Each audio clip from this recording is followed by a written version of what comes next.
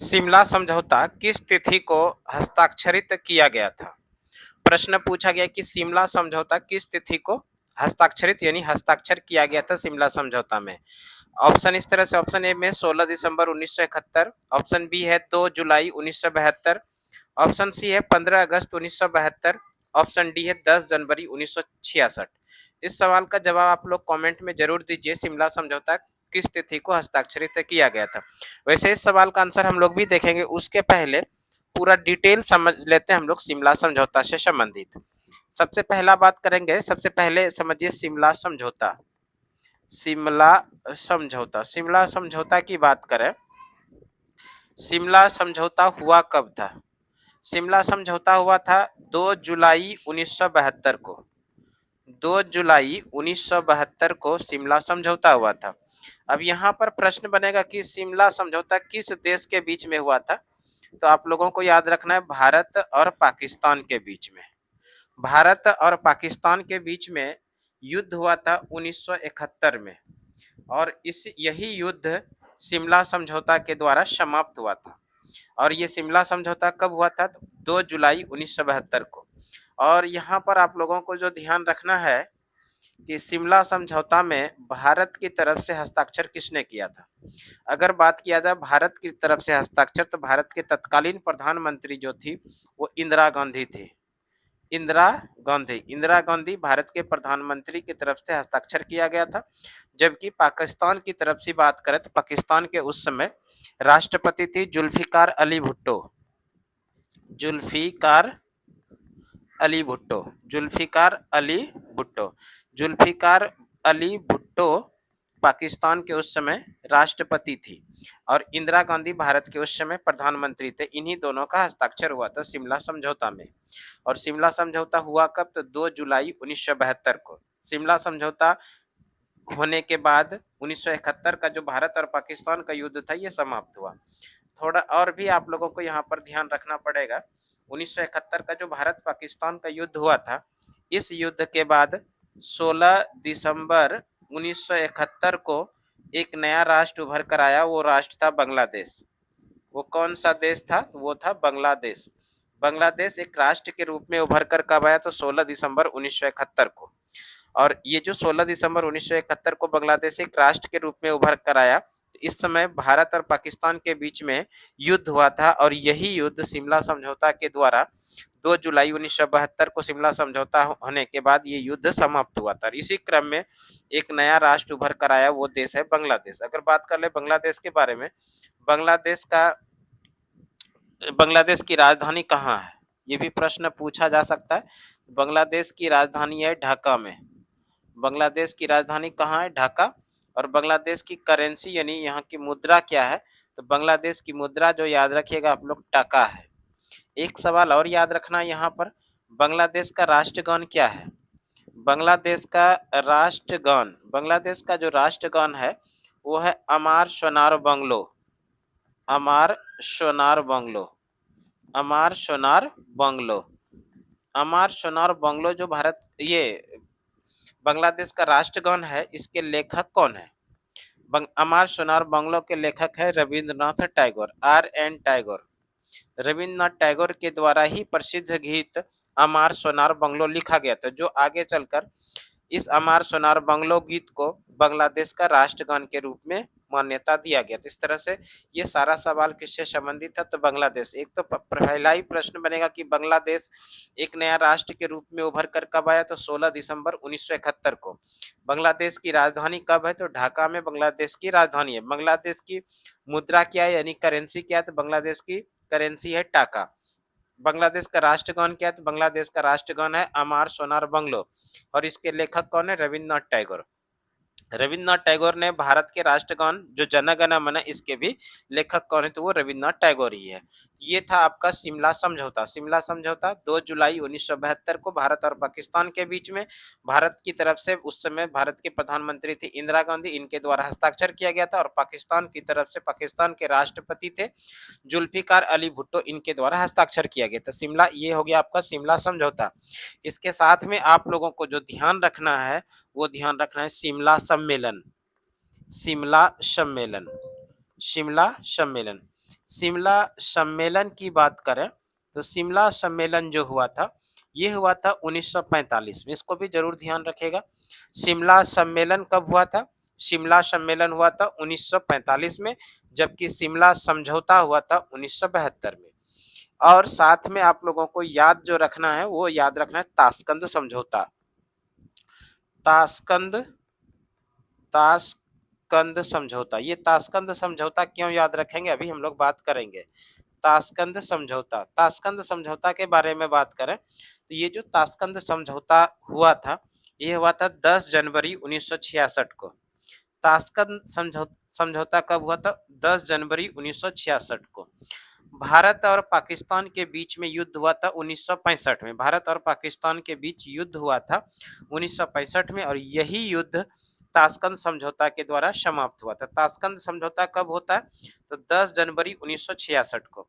और इस ताशकंद समझौते में भारत की तरफ से जो हस्ताक्षर किए थे, भारत के तत्कालीन जो प्रधानमंत्री थे वो थे पंडित ये लाल बहादुर शास्त्री। उस समय भारत के प्रधानमंत्री कौन थे?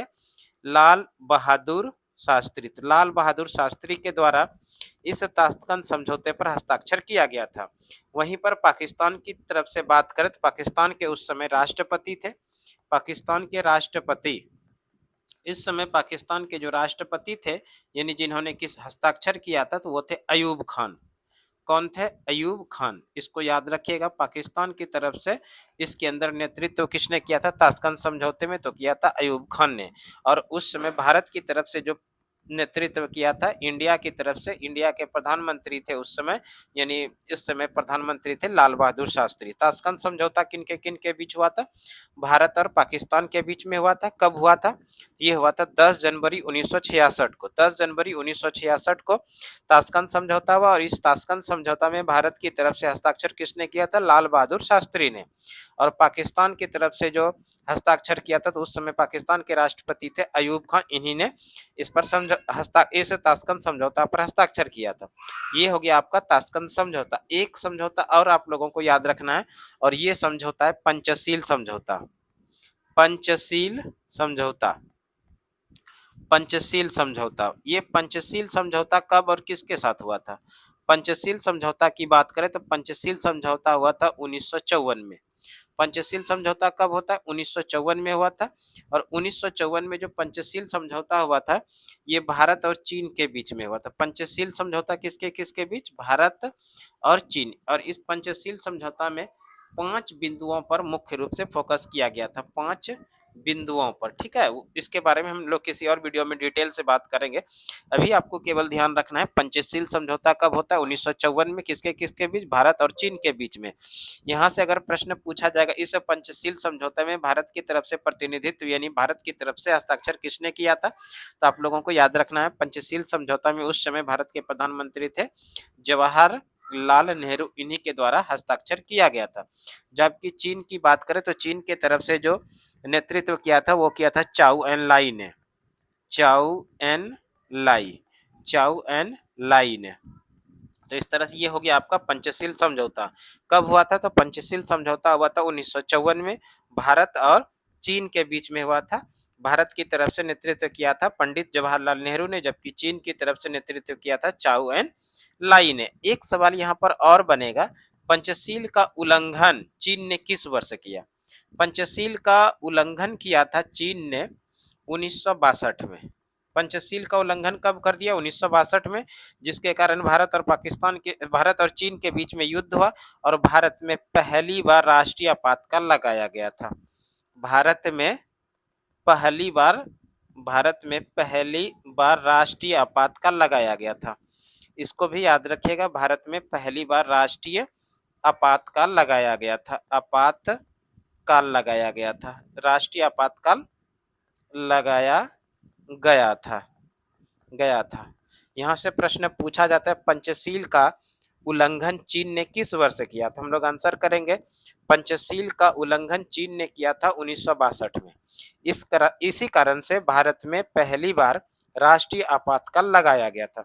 अगर बात कर ले भारत के अंदर कितनी बार आपातकाल लगाया गया है तो 3 बार लगाया गया। पहली बार तो लगाया गया 1962 में, दूसरी बार जो लगाया गया 1971 में जब भारत और पाकिस्तान के बीच में युद्ध हुआ था, तो इस समय भारत के अंदर दूसरी बार राष्ट्रीय आपातकाल लगाया गया और तीसरी बार जो लगाया गया 1975 में, जिस समय देश के प्रधानमंत्री इंदिरा गांधी थी, इनके समय में लगाया गया था, इंदिरा गांधी के समय में। और इस समय जो लगाया गया था आपातकाल, तो इस समय आंतरिक गड़बड़ी, आंतरिक अशांति के कारण, आंतरिक अशांति के कारण, इसको भी याद रखिएगा, आंतरिक अशांति के कारण, आंतरिक अशांति के कारण भारत के अंदर में 1975 के अंदर राष्ट्रीय आपातकाल लगाया गया था, राष्ट्रीय आपातकाल लगाया गया था, राष्ट्रीय आपातकाल